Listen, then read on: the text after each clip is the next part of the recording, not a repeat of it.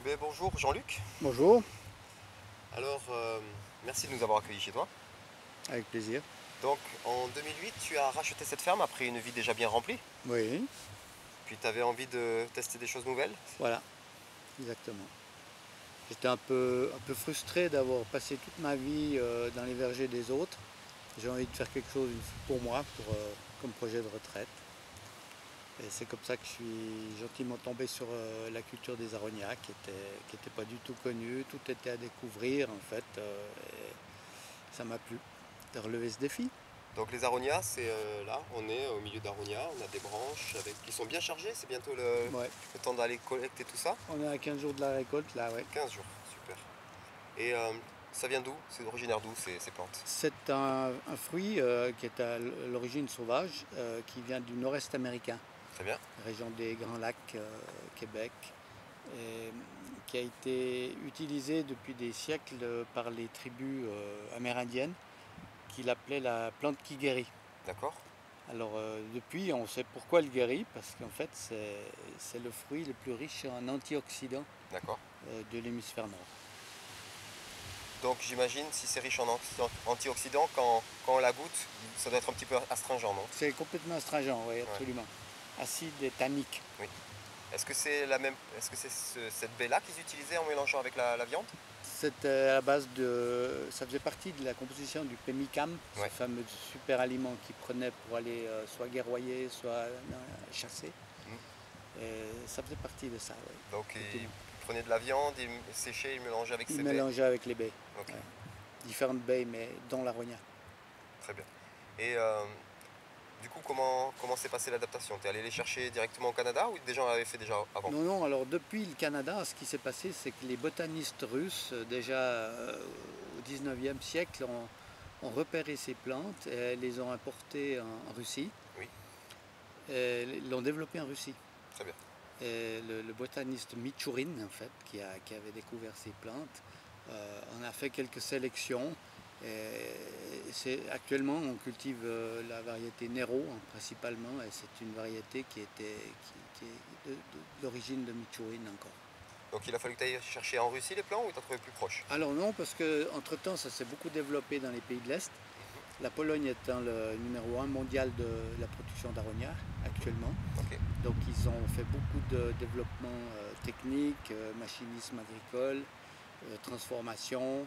Et les universités ont fait des tests médicaux. Et ils ont découvert plein de choses, justement, plein de propriétés médicales sur l'aronia. d'accord. Et est-ce que c'est comme un raisin sec qu'on va manger comme ça ou on le mange sous quelle forme? Alors oui, on le mange, on préfère le manger sec parce que c'est beaucoup plus agréable. Donc ça se mange en fait comme un raisin sec, effectivement, où avec l'évaporation, on diminue l'acidité et on concentre un peu le sucre. Et il se trouve qu'il y a pas mal de sucre dans l'aronia, Ouais, plus que dans les pommes. d'accord. Pourtant j'ai goûté tout à l'heure, j'ai pas senti le goût, j'ai pas Non, senti le sucre. non, on ne sent pas le sucre parce que c'est complètement masqué par les tanins et l'acidité. Ok. Et c'est la seule forme sous laquelle on le consomme ou bien? Alors, nous, on a aussi testé les jus, donc dans les pays de l'Est aussi, hein, ils font beaucoup de jus. Et avec les mares, ce qui reste donc, une fois qu'on a pressé les baies, euh, ils, ils en retirent une espèce d'aliment qu'ils ont mélangé aux aliments pour les animaux. Mhm. Parce qu'il y a beaucoup de propriétés aussi dans les mares. C'est là que se concentrent les antioxydants en fait. D'accord. Et nous on se dit mais on appartient aussi au règne animal et puis on va utiliser ces mares. Donc on a séché les mares, on en a fait une poudre Mhm. et on utilise aussi la poudre. On peut la mélanger au miel, à la confiture, à la salade, enfin différentes choses. Et on en a aussi fait un complément alimentaire qui est mélangé, on mélange de la poudre d'aronia qui est excellente contre le cholestérol entre autres, Mhm. ça baisse le cholestérol, et avec l'ibis rouge du Sénégal Oui, qui est excellent contre l'hypertension. très bien. Donc on a une dragée qui nous permet de lutter en même temps contre le cholestérol et l'hypertension qui vont souvent de pair dans les maladies. Très bien. pour nos auditeurs qui voudront en savoir plus, de toute façon, on mettra le lien vers vos sites, Oui. le site, le tien, puis celui de, Voilà. de celui qui a repris Voilà. la ferme, enfin en tout cas l'exploitation de cette partie-là. Oui.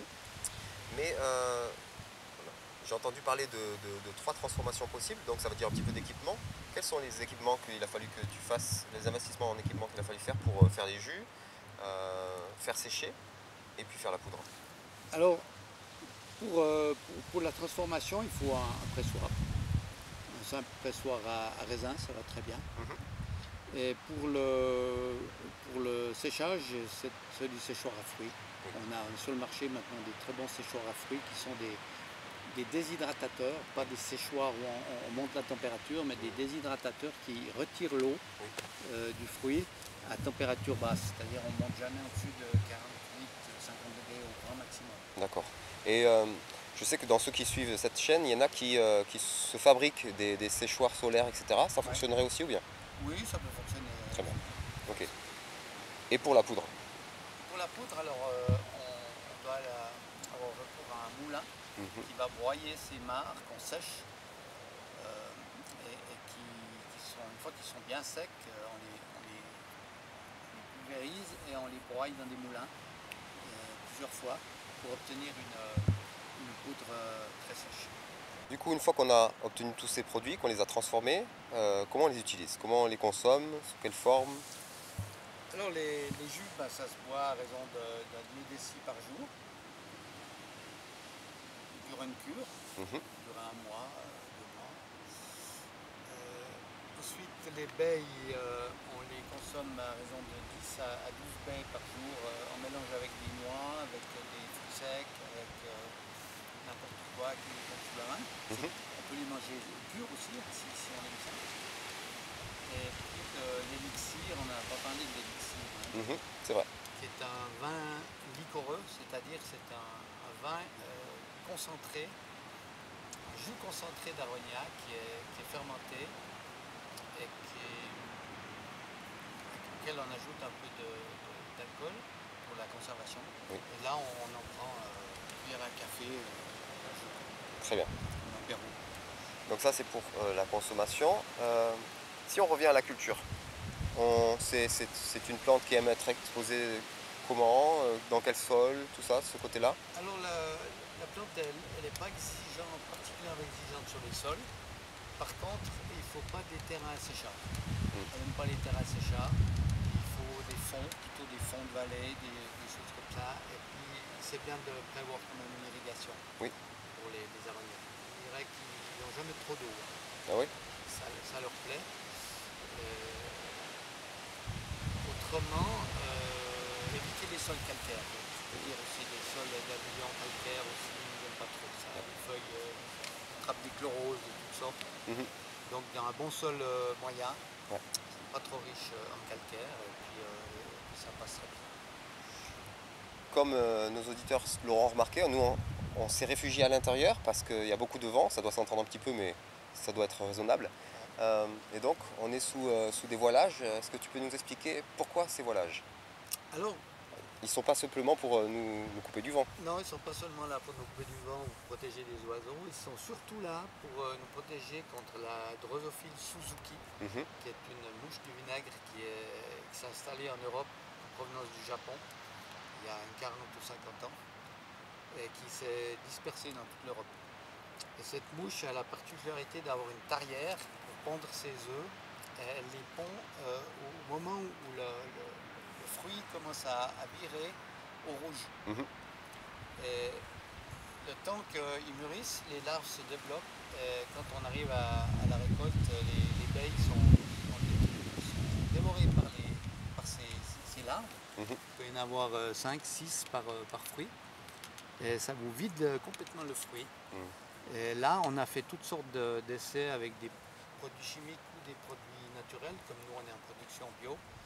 On essaye des produits naturels et on n'a pas réussi à éradiquer cette mouche, si bien qu'on a eu recours à la protection mécanique, c'est-à-dire des moustiquaires, des grandes moustiquaires. Et c'est pas mal parce que ça nous protège des mouches, mais ça nous protège aussi des oiseaux et de la grêle Oui. du même. Super. Mais à part la Suzuki, il n'y a, pas de... Si on renouvelle régulièrement les branches, c'est-à-dire 4-5 ans, on élimine toutes les branches pour 4 ou 5 ans, on évite d'avoir des chenilles aussi qui remontent dans le bois, des œsères ou des saisies, et là on n'a pas de souci.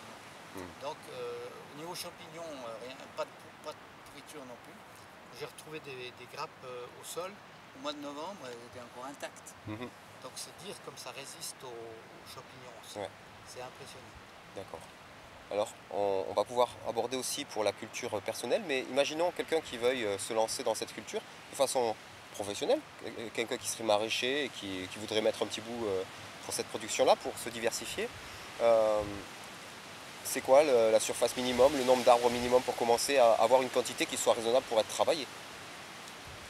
Alors, c'est un peu une question délicate dans le sens que il y a toujours la quantité critique à faire, ni trop ni trop peu.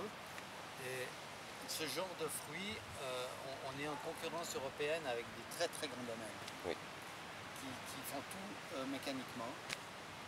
La récolte est mécanique, tout est mécanique.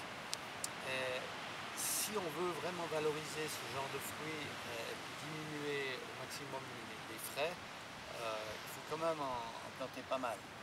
C'est-à-dire, je dirais, moi, au minimum 1 hectare. Très bien. Mais à partir de ça, il faut faire connaître, il faudrait pouvoir avoir déjà un marché à la ferme ou quelque chose où on peut expliquer aux gens ce que c'est. Parce qu'il ne suffit pas de les présenter comme ça sur un rayon sans explication. C'est sûr. Là, on n'a aucune chance de les vendre. Il faut vraiment informer les gens, savoir à quoi ça sert, pourquoi c'est fait. Et ça demande pas mal d'énergie pour faire connaître le produit. Ça marche. Actuellement, il est en vente dans les grandes surfaces. Donc, on gagne en connaissance. Mais ça ne fait rien. Il y a énormément de gens qui ne connaissent pas l'aronia et les propriétés de ce fruit. Donc, c'est pas tout simple à mettre en marché. Très bien. C'est simple à produire, mais pas à mettre en marché. Ça marche. Mais c'est des bons défis. Et puis si quelqu'un voudrait faire une plus petite production pour lui-même, pour sa famille, pour ses amis, sa communauté, il faut partir sur combien de plants? Une demi-douzaine de plantes. Oui. On récolte à peu près 5 kg par plant en pleine production. Donc ça va nous faire, je ne sais pas s'il faut une trentaine de kilos. Il va vous rester pas tout à fait 10 kg de fruits secs.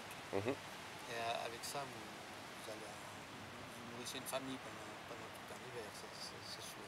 Ça marche. Là, ce qu'on va faire, c'est qu'on va descendre pour aller voir pour présenter un petit peu les produits. Avant qu'on descende, est-ce qu'il y aurait quelque chose à savoir sur les aronias qu'on n'a pas abordé et qu'il faudrait absolument qu'on sache? Alors, je pense qu'on a dit pas mal de choses. Peut-être en culture biologique, le gros travail, c'est quand même le désherbage. Oui. Parce qu'on a les plants se renouvellent depuis la base. Oui. Ce qui fait qu'on ne peut pas passer n'importe quel instrument aratoire qui aurait un tâteur comme on a pour la vigne ou les arbres fruitiers, où il rencontre un tronc ou un cep.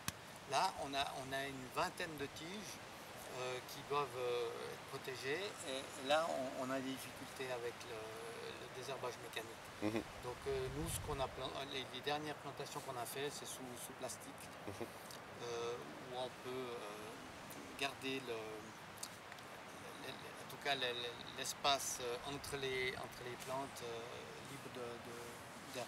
Très bien. Ça vaut la peine d'y penser au départ. Ben merci. On se retrouve en bas? On se retrouve en bas. Parfait.